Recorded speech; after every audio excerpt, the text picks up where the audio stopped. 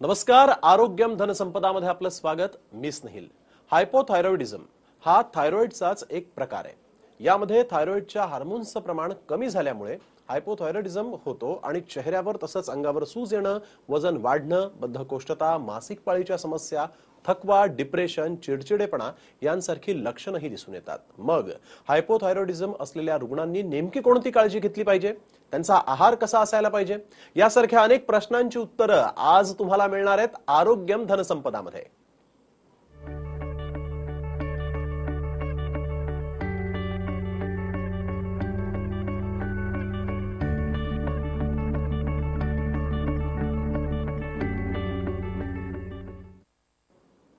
तर आरोग्यम धनसंपदामध्ये आजचा आपला विषय आहे लठ्ठपणा, हायपोथायरॉइडिझम चे दुष्परिणाम आणि त्यावर यशस्वी उपचार. आणि यावर योग्य मार्गदर्शन करण्यासाठी आज आपल्या स्टुडिओमध्ये आलेले आहेत डॉक्टर अश्विनी गायकवाड. डॉक्टर, आपलं या कार्यक्रमामध्ये खूप खूप स्वागत. तर या कार्यक्रमाला सुरुवात करण्याआधी डॉक्टरांची थोडक्यात ओळख करून घेणं देखील तितकंच गरजेचं आहे. डॉक्टर अश्विनी गायकवाड या नावाजलेल्या ओबेसिटी कन्सल्टंट असून गेल्या 16 वर्षांपासून त्या आंतरराष्ट्रीय पातळीवर कार्यरत आहेत. त्यांची हॉस्पिटल्स मुंबईमध्ये, दादर आणि बांद्रा तसंच पुणे आणि वसई इथे देखील आहेत. याशिवाय भारताबाहेरून जसं की America, London, Australia, Africa, France, Dubai, Sharjah, Abu Dhabi येथील रुग्ण देखील त्यांच्याकडे उपचारांसाठी येतात. डॉक्टर अश्विनी गायकवाड या भारतातील त्यांच्या क्षेत्रातील पहिल्या भारतीय महिला ओबेसिटी कन्सल्टंट आहेत. डॉक्टरांना प्रतिष्ठित समजला जाणारा सॅबी वुमन एम्पॉवरमेंट अवॉर्ड तसंच प्रसिद्ध अभिनेत्री विद्या बालन यांच्या हस्ते हा अवॉर्ड प्रदान करण्यात आलेला आहे. सॅबी पुरस्कार मिळवणाऱ्या देशातील त्या पहिल्या होमिओपॅथी डॉक्टर आहेत. तसंच डॉक्टर अश्विनी या MD मेडिसिन आहेत. लठ्ठपणा आणि संबंधित आजार यावर त्यांनी संशोधन देखील केलेलं आहे. याशिवाय डॉक्टर अश्विनी गायकवाड या वंध्यत्व, मधुमेह आणि संबंधित आजार, PCOD, हायपोथायरॉइडिझम, सांधेविकार आदींवर उपचार करण्यात विशारद आहेत. त्यांच्या संशोधनाचं वैशिष्ट्य असं आहे की कुठल्याही व्यक्तीला वजन कमी करण्यासाठी कुठल्याही प्रकारची सर्जरी, जिम, एरोबिक्स तसंच योगा, क्रॅश डायटिंग करण्याची कुठलीही गरज नाहीये. रोजची दिनचर्या करताना त्यांना फक्त औषधं घ्यायची आहेत. त्यांचा ईट वेल लूज वेट हा वेट लॉस प्रोग्राम सध्या बराच चर्चेत आहे. खरं तर डॉक्टर, तुमचं अभिनंदन करायला पाहिजे, कारण कनकवेदाची दादरमध्ये आपण एक नवीन ब्रँच देखील आता सुरू केलेली आहे. त्याबद्दल डॉक्टरांचं अभिनंदन. या दादरच्या ब्रँचचा फायदा जो आहे तो ठाणे, नवी मुंबई आणि साऊथ मुंबईतील रुग्णांना नक्कीच होणार आहे. त्यामुळे माझा पहिला प्रश्न असा आहे की इतकी मोठी खरं तर आपली ओळख आहे MD मेडिसिन आणि इतक्या मोठ्या प्रमाणात पहिल्या भारतातल्या तुम्ही डॉक्टर आहात. थायरॉइड या आजाराबद्दल तुम्ही मला काय सांगाल? आज आपण बघतोय की थायरॉइड प्रॉब्लेम्स जे आहेत हे खूप झपाट्याने वाढताना आपल्याला दिसत आहेत. जसं की डायबिटीज आहे, हायपरटेन्शन आहे किंवा हाय कोलेस्ट्रॉल आहेत. हे आजार ज्या प्रकारे वाढत आहेत त्याचप्रमाणे हायपोथायरॉइड किंवा थायरॉइडचे आजार देखील आपल्याला वाढताना दिसत आहेत. म्हणजे डायबिटीज किंवा हायपरटेन्शन किंवा हाय कोलेस्ट्रॉल ह्या आजारांबद्दल जेवढी जागरूकता किंवा जेवढी माहिती लोकांमध्ये आहे तेवढी माहिती लोकांना अजूनही थायरॉइडच्या वेगवेगळ्या आजारांबद्दल नाही. आणि त्यामुळे या आजार वाढण्याचं प्रमाण हे दिवसेंदिवस वाढतच चाललेलं आहे. आपल्याला याच्यामध्ये बघता येईल की सर्वात आधी आपण समजून घेऊयात की थायरॉइड ग्रंथीबद्दल. आपल्या गळ्यामध्ये फुलपाखराच्या या इथे आपल्याला स्क्रीनवरती दिसतंय की ही जी थायरॉइड ग्रंथी आहे ही साधारणतः फुलपाखराच्या आकाराची आपल्या गळ्यामध्ये एक ग्रंथी असते. अवघ्या 20 ते 25 ग्रॅम वजनाची ही ग्रंथी शरीराच्या वेगवेगळ्या क्रियांना नियंत्रित करत असते. आणि या ग्रंथीच्या कार्यामध्ये जर काही अडथळे निर्माण झाले तर आपल्याला थायरॉइडचे वेगवेगळे आजार होऊ शकतात. पूर्ण जगभरामध्ये सध्या 200 मिलियन लोक ह्या थायरॉइडच्या वेगवेगळ्या आजारांनी ग्रस्त आहेत. त्यापैकी 80% लोक हे हायपोथायरॉइडने सफर करतायत सध्या. आणि हा आजार पुरुषांच्या तुलनेमध्ये स्त्रियांना जास्त प्रमाणामध्ये बघायला मिळतो. त्यामागचं एक महत्त्वाचं कारण असं बघण्यात आलेलं आहे की स्त्रियांना पुरुषांपेक्षा जास्त स्ट्रेस हा स्त्रियांना असतो. जर वर्किंग वुमन असेल तर घर सांभाळणं किंवा ऑफिस बघणं किंवा हाऊसवाईफ जरी असेल तर हाऊसवाईफला सुद्धा सगळं बघता बघता स्ट्रेस कुठे ना कुठेतरी राहतो आणि त्यामुळे जो मानसिक ताण या ठिकाणी क्रिएट होतो त्यावेळेला हा आजार होऊ शकतो. आणि जर हा आजार होत असेल तर वेळीच लक्ष देणं अत्यंत गरजेचं आहे. कारण थायरॉइडचे आपण या ठिकाणी वेगवेगळे आजार बघूया. थायरॉइडमध्ये वेगवेगळे आजार येतात. त्यामध्ये हायपोथायरॉइडिझम मध्ये नेमकं काय होतं की थायरॉइड ग्रंथीचं कार्य बिघडतं आणि त्यामुळे मग थायरॉइडची निर्मिती, तिथे हार्मोन्सची निर्मिती कमी प्रमाणामध्ये होते आणि त्यामध्ये वजन वाढतं. हायपरथायरॉइडिझम हा एक प्रकार बऱ्याचशा पेशंटला, आज जेवढे प्रेक्षक समोर बसलेले आहेत त्यापैकी बऱ्याचशा रुग्णांना हायपरथायरॉइडिझमचा आजार देखील असणार आहे. तर हायपरथायरॉइडिझम मध्ये काय होतं की वजन कमी होतं, जे काही वजन असतं ते हळूहळू कमी होत जातं. गलगंड, ज्याला आपण ग्वायटर असं म्हणतो, त्यामध्ये गळ्याचा जी इथली थायरॉइड ग्लँड आहे तिचा आकार वाढत चालतो. थायरॉइड नोड्यूल किंवा थायरॉइड कॅन्सर हे थायरॉइड ग्रंथींशी संबंधित वेगवेगळे आजार आपल्याला बघायला मिळतात. अगदी. डॉक्टर, सुरुवातीलाच तुम्ही थायरॉइड ग्रंथी दाखवली प्रेक्षकांना देखील. ह्या थायरॉइड ग्रंथीचं कार्य नेमकं काय असतं शरीरात? आपण ह्या थायरॉइडच्या व्हिडिओच्या माध्यमातून या ठिकाणी समजून घेऊयात की थायरॉइड ग्रंथीचं एक्झॅक्टली कार्य कशा प्रकारे चालतं. आपल्या गळ्यामध्ये जी फुलपाखराच्या आकाराची ही एंडोक्राइन ग्लँड असते, ह्या ग्रंथीचं काम असतं शरीरामध्ये आपल्याला या ठिकाणी बघता येतं की थायरॉइड ग्लँड T3 आणि T4 असे 2 प्रकारचे हार्मोन रिलीज करते. याला कंट्रोल करत असतं आपल्या ब्रेनमध्ये असलेली छोटीशी पिट्युटरी ग्लँड. पिट्युटरी ग्लँड ही TSH नावाचं हार्मोन सिक्रेट करत असते, ज्याला आपण थायरॉइड स्टिम्युलेटिंग हार्मोन असं म्हणतो. पण जर काही कारणानिमित्त आपल्या थायरॉइड ग्लँडचं कार्य बिघडलं तर त्या ठिकाणी T3 आणि T4 हे 2 प्रकारचे हार्मोन प्रॉपर जेवढी पाहिजे रिक्वायरमेंट तेवढ्या प्रमाणामध्ये तयार होत नाही आणि त्यामुळे त्या कंडिशनला तिथे आपण हायपोथायरॉइडिझम असं कन्सिडर केलं जातं. जी. पुढचा प्रश्न माझा असा आहे की वजन वाढण्याचा आणि या हायपोथायरॉइडिझमचा काय नेमका संबंध आहे? नक्कीच. आपण पाहिलं की थायरॉइड ग्रंथीचं कार्य जर आपण पाहिलं तर थायरॉइड ग्रंथी ही शरीरातल्या अनेक महत्वाच्या क्रियांना नियंत्रित करत असते, जसं की शरीराचं तापमान मेंटेन करणं. शिवाय पचनक्रिया समतोल राखण्याचं खूप महत्वाचं काम हे थायरॉइड ग्रंथीकडे दिलेलं आहे आणि ते ती व्यवस्थित करत असते. त्यासोबत मेंदू, हृदय किंवा ब्रेन किंवा किडनी यासारख्या व्हायटल ऑर्गन्सचं देखील काम नियंत्रित करण्याचं महत्वाचं काम या थायरॉइड ग्रंथीकडे दिलेलं असतं. वजनाचा आणि लठ्ठपणाचा खूप जवळचा संबंध आहे. कारण वजन, आपण पाहिलं की थायरॉइड ग्रंथीचं जर कार्य बिघडलं तर वजन हळूहळू वाढायला लागतं. तर वजन का वाढतं? कारण थायरॉइडचं फंक्शन, थायरॉइडचे काही मेन हार्मोन्स आहेत ते तिथे सिक्रेट होत नाही. ते जर नाही सिक्रेट झाले तर त्यांचं काम जे आहे की शरीराची चया अपचय क्रिया जी असते ती नियंत्रणात ठेवण्याचं सर्वात महत्वाचं कारगिरी ही आपल्या थायरॉइड ग्रंथीची असते. पण हे जर प्रॉपरली होत नसेल तर चयापचय क्रिया बिघडते. चयापचय क्रिया बिघडल्यामुळे आपण जे पण काही खातो त्याचं पूर्णपणे ऊर्जेत रूपांतर होत नाही, किंवा थोडक्यामध्ये तुम्ही जे काही खाताय त्याचं पूर्णपणे डायजेशन प्रॉपरली होत नाही आणि मग हळूहळू ते चरबीमध्ये कन्वर्ट व्हायला लागतं. आणि म्हणून सगळ्या हायपोथायरॉइड पेशंटमध्ये एकदा का हायपोथायरॉइड डिटेक्ट झाला तर हळूहळू वजन हे तुमचं वाढत जातं. जी. आणि या हायपोथायरॉइडची कारण ती नेमकी काय आहेत? कारण हा प्रश्न आता अनेक प्रेक्षकांना देखील पडला असेल की जर मला थायरॉइड आहे किंवा हायपोथायरॉइड आहे, पण याची कारण काय आहेत? हायपोथायरॉइडिझमची कारणं जर आपण बघायला गेलो, सर्वात महत्वाचं कारण बऱ्याचशा पेशंटमध्ये आपल्याला बघायला मिळतं ते म्हणजे ऑटोइम्युन डिसीज. ऍक्च्युअली हा एक ऑटोइम्युन डिसीज आहे. याला हाशिमोटो थायरॉइडायटिस असं आमच्या मेडिकल टर्मिनॉलॉजीमध्ये आम्ही म्हणतो. बऱ्याचशा लोकांमध्ये काय होतं की या कारणामुळे हायपोथायरॉइडिझम होतो. यामध्ये शरीराची प्रतिकारक क्षमता कमी झाल्यामुळे शरीर थायरॉइडच्या विरोधामध्ये अँटीबॉडीज तयार करायला लागतं आणि त्या अँटीबॉडीज त्याच थायरॉइडवरती अटॅक करतात आणि मग हा हायपोथायरॉइड आपल्याला आजार होतो. दुसरं महत्वाचं कारण बऱ्याचशा लोकांमध्ये आपल्याला बघायला मिळतं ते म्हणजे अनुवंशिकता. घरामध्ये जर आई, वडील, बहीण, भाऊ, जर कुणाला किंवा आजी आजोबा कुणाला जर हायपोथायरॉइडिझमचा त्रास असेल तर नेक्स्ट जनरेशन मध्ये देखील आपल्याला हायपोथायरॉइडिझम चा त्रास आपल्याला बघायला मिळतो. रेडिएशन थेरपी, बऱ्याचशा हेड नेकचे जे कॅन्सर असतात तर त्या भागातल्या कॅन्सरमध्ये ऑपरेशन झाल्यानंतर तिथे रेडिएशन थेरपी देणं अत्यावश्यक असतं.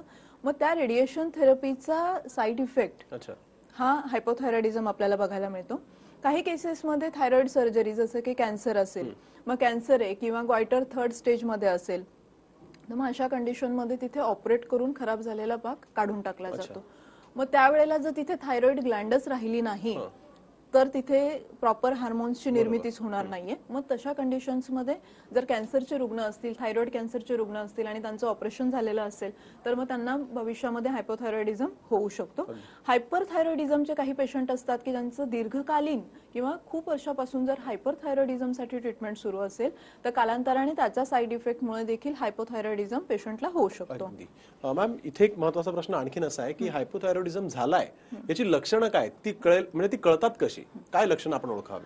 हायपोथायरॉइडिझम जर होत असेल तर थायरॉइड हा फक्त एकच ग्लँड इथे दिसतीये, पण ही एक ग्लँड शरीराच्या खूप सगळ्या महत्वाच्या व्हायटल्स ऑर्गनला नियंत्रित करत असते. मग त्यामुळे ग्लँड फक्त एक जर अफेक्ट होत असेल थायरॉइड तर फक्त एवढ्याची रिलेटेड आपल्याला लक्षणं दिसणार नाहीत, तर याचा इफेक्ट आपल्या शरीरातील ब्रेन, लिव्हर, किडनी, बोन्स या सगळ्या अवयवांवरती होत असतो. आणि बऱ्याचशा लोकांना हायपोथायरॉइड काय आहे, त्याची लक्षणं काय, ह्या सगळ्या गोष्टींची माहिती नसल्यामुळे बरेच वर्ष कदाचित ते दुर्लक्ष देखील केलं जातं. तर आपण या ठिकाणी हायपोथायरॉइडिझमची लक्षणं समजून घेऊयात. बऱ्याचशा पेशंटला काहीही कारण नसताना, बऱ्याचशा पेशंटचं खूप कमी खातात तरी पण त्यांचं वजन खूप झपाट्याने वाढतं. हायपोथायरॉइड पेशंटमध्ये मेटाबॉलिझम रेट खूप कमी असतो, चयापचय क्रिया मंदावलेली असते, त्यामुळे वजन हळूहळू वाढत चालतं. केस गळायला लागतात, टक्कल पडायला लागतं स्त्रियांमध्ये, किंवा पेशंटला खूप लवकर थकवा जाणवतो. सोबतच पेशंटला खूप थंडी वाजायला लागते. म्हणजे आधीचं पेशंटचे असतात की आम्ही थंडी खूप टॉलरेट करत होतो, पण आता आम्हाला थोडी पण थंडी सहन होत नाही. किंवा पेशंट पटकन मूड स्विंग्स होतात, पटकन डिप्रेशन मध्ये जातात. म्हणजे हा सायकोलॉजिकल इफेक्ट हायपोथायरॉइडमुळे आपल्याला बघायला मिळतो. शिवाय स्किन खूप ड्राय होते, कॉन्स्टिपेशनचा त्रास होतो. स्त्रियांना जर बघायला गेलं तर पाळी नियमित येत नाही किंवा रिपीटेड अबॉर्शनची रिस्क वाढते. पटकन कन्सीव्ह होत नाही, प्रेग्नन्सी झालं तरी बाळाच्या वाढीवरती परिणाम होतो. त्यामुळे ज्या लोकांना हायपोथायरॉइड झालेला आहे तर त्यांच्या पालकांनी ही काळजी घ्यायची आहे की मुलीचं लग्न करतायत पण लग्नाच्या आधी तिचं थायरॉइड कंट्रोलमध्ये येणं गरजेचं आहे, कारण पुढे चालून त्या होणाऱ्या बाळाला या सगळ्या गोष्टींना सफर व्हायला नकोय. किंवा ज्यांना ऑलरेडी आता हायपोथायरॉइडिझम आहेत आणि तुम्ही पुढे चालून प्रेग्नन्सीचा चान्स घेणार आहात तर तुमचा थायरॉइड आधी कम्प्लिटली पूर्णपणे कंट्रोल करा, की जेणेकरून अबॉर्शन होणार नाही किंवा तुमच्या बाळाची वाढ व्यवस्थित होईल आणि प्रेग्नन्सी व्यवस्थित सुखरूप पार पडेल. इथे एक महत्त्वाचा प्रश्न असा आहे की तुम्ही ओबेसिटी तज्ञ देखील आहात, लठ्ठपणासाठी तुम्ही नेमके काय उपचार करता? लठ्ठपणासाठी आपण आपल्याकडे होलिस्टिक मेडिसिन्स वापरतो. तर ही औषधं सगळी वनस्पतीपासून बनवलेली आहेत. या औषधांचे कुठल्याही प्रकारचे दुष्परिणाम होत नाही. म्हणजे मी म्हणते दुष्परिणाम होत नाहीये म्हणून तुम्ही त्यावर विश्वास ठेवू नका. समोरच्याचा कुठल्याही पेशंटचा प्रश्न पाहिजे की डॉक्टर दुष्परिणाम नाही होत तर का दुष्परिणाम होत नाही? दुष्परिणाम यासाठी होत नाहीत कारण ही जी औषधं असतात तर ही झाड, फुलं, पानं याचा अर्क काढला जातो. ज्या वेळेला त्या पर्टिक्युलर प्लांटमध्ये मेडिसिनल प्रॉपर्टीज उतरतात त्यावेळेला त्याचं व्यवस्थित कल्टिवेशन केलं जातं, त्याचा अर्क काढला जातो, त्यावर प्रोसेस करून मेडिसिन बनवली जाते. आणि मेडिसिन बनवताना कुठल्याही प्रकारचे केमिकल वापरले जात नाहीत, म्हणून या औषधांचे कुठल्याही प्रकारचे दुष्परिणाम होत नाहीत. आणि वजनासाठी जर आपण बोलायला गेलो तर आपल्याकडे कुठल्याही प्रकारची सर्जरी, जिम, योगा, एरोबिक, कुठल्याही प्रकारचं क्रश डायटिंग. आता बऱ्याचशा पेशंट्सला हा प्रश्न पडलेला असतो की क्रश डायटिंग म्हणजे नेमकं काय? क्रश डायटिंग म्हणजे बऱ्याच वेळेला आपण बघतो की मील रिप्लेसमेंट असते, की बरेचसे लोक आमच्याकडे ज्यावेळेला येतात तर लिटरली 4-4, 5-5 महिने, 6-6 महिने क्रश डायटिंगवर असतात किंवा वर्षापासून क्रश डायटिंगवर असतात, की कुठल्याही प्रकारचं क्रश डायटिंग नाहीये. क्रश डायटिंग म्हणजे तुम्हाला मील रिप्लेसमेंट असते. तुम्ही जेवण नाही करायचं, त्याऐवजी फक्त दुधामध्ये किंवा पाण्यामध्ये काहीतरी पावडर टाकून ते घ्यायची. पण आपण लहानपणापासून वरण, भात, भाजी, पोळी हा आपल्या महाराष्ट्रीयन लोकांचा मेन आहार आहे. तर तो खातच आजार आपले बरे झाले पाहिजेत ऍक्च्युली. आपण आयुष्यभर उपाशी नाही राहू शकत. तर आपल्याला या ठिकाणी कुठल्याही प्रकारची क्रश डायटिंग करायची नाहीये. नॉर्मल तुमचं जे रुटीन असतं, डेली रुटीन असताना तेच तसंच ठेवत फक्त मेडिसिन घ्यायची आहेत आणि चालत बोलत आपल्याला वजन कमी करायचंय. आपण काही पेशंटचे टेस्टिमोनियल्स या ठिकाणी बघणार आहोत. मिसेस शिल्पा यांना हायपोथायरॉइडिझमचा त्रास होता. आपल्याकडे ज्यावेळेला त्यांनी उपचार घेतले त्यावेळेला त्यांचं वजन 80 किलो होतं. आता उपचारादरम्यान त्यांचं वजन 50 किलो आहे. आणि हायपोथायरॉइड असताना त्यांचा डोस जेव्हा त्यांना हायपोथायरॉइड डिटेक्ट झाला तेव्हापासून त्यांचा थायरॉइडच्या गोळीचा जो डोस होता तो कंटिन्यू वाढत गेला. पण आपली औषधं जेव्हा आपण स्टार्ट केली त्यावेळेला त्यांचा जो वजन तर कमी झालंच, पण सोबत त्यांचं थायरॉइडसाठी पण त्यांनी ट्रीटमेंट स्टार्ट केली. मग त्यामुळे काय झालं की त्यांचा जो आधीचा जो ॲलोपॅथीच्या गोळीचा डोस होता मॉडर्न मेडिसिनचा, तो डोस त्यांच्या डॉक्टरांनी कमी करत तो खूप इतका मिनिमाइज केलाय की कदाचित तो पुढच्या एखाद्या महिन्यामध्ये तो स्टॉपही करतील. याच पेशंटचं एक टेस्टिमोनियल आपण व्हिडिओ टेस्टिमोनियल मिसेस शिल्पा यांचं या ठिकाणी बघूयात. शिल्पा गोपाळे आहे. मी नवी मुंबई येथे राहते. 9 वर्षापूर्वी मला हायपोथायरॉइडिझम डिटेक्ट झाला आणि त्यामुळे माझे वजन सतत वाढत होते. माझे वजन 80 किलो झाले होते. जिम, डाएट, योगा, आरेटिक, स्विमिंग सगळं काही केलं तरीही माझे वजन कमी होत नव्हते. एकदा टीव्ही पाहत असताना मी डॉक्टर गायकवाड यांचा प्रोग्राम पाहिला आणि मी त्यांच्या कणकवेदा क्लिनिकला व्हिजिट दिले. तिथे गेल्यावर मला कळले की माझ्यासारख्या भरपूर थायरॉइड पेशंटचे वजन देखील कमी झालेले आहे आणि मी माझे उपचार सुरू केले. पाहता पाहता काही महिन्यातच माझे वजन 25 किलो कमी झालेले आहे. तेही कोणत्या जिम, डाएट, योगा आणि सर्जरी शिवाय. I am so happy now thanks to Kanakveda. खरं तर मॅम आपण बघितलं की लठ्ठपणासाठी इतके प्रभावी औषधं आहेत आणि जवळजवळ 25 ते 30 किलो वजन त्यांचं तुम्ही कमी केलेलं आहे. त्यांचे खूप खूप तुम्हाला ब्लेसिंग्स मिळाले असतील, कारण लठ्ठपणाची समस्या खूप मोठी आहे. आणि असेच आणखीनही प्रश्न माझ्याकडे सध्या आहेत आणि त्या प्रश्नांची उत्तरं मला मॅडमकडून घ्यायची. इथे वेळ झाली का छोट्याशा ब्रेकची. तुम्ही कुठे जाऊ नका, पाहत राहा आरोग्यम धनसंपदा.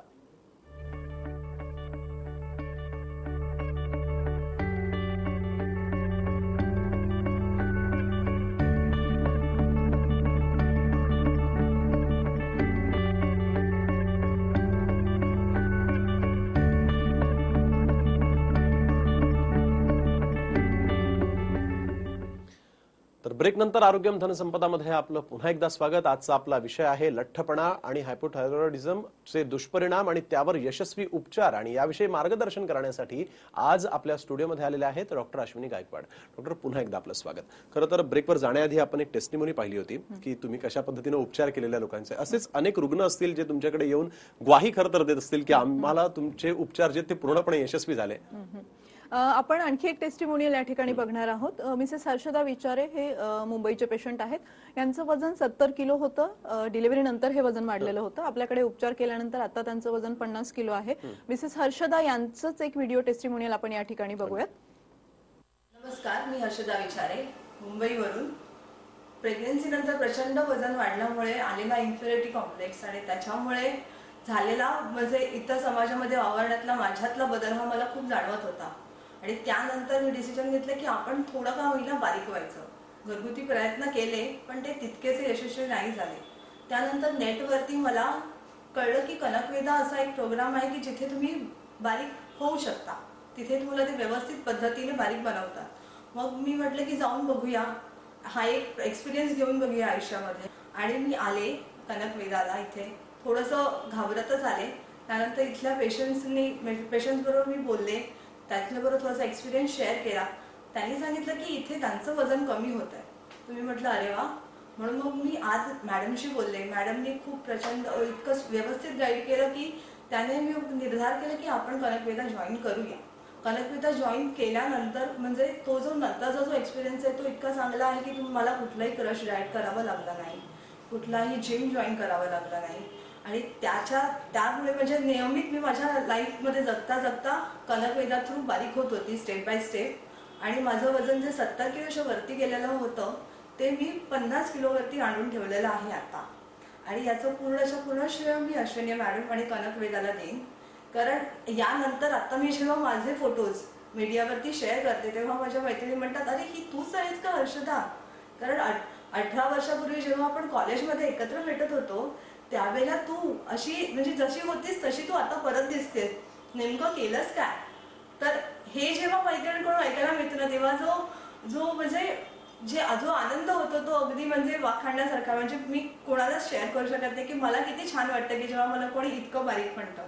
पण याचं श्रेय मी म्हणजे आयुष्यात कधीही विसरणार नाही की अश्विनी मॅडम आणि कणकवेदाने दिलेला मला हा लाईफ लॉंग एक्सपिरियन्स आहे. थँक्यू.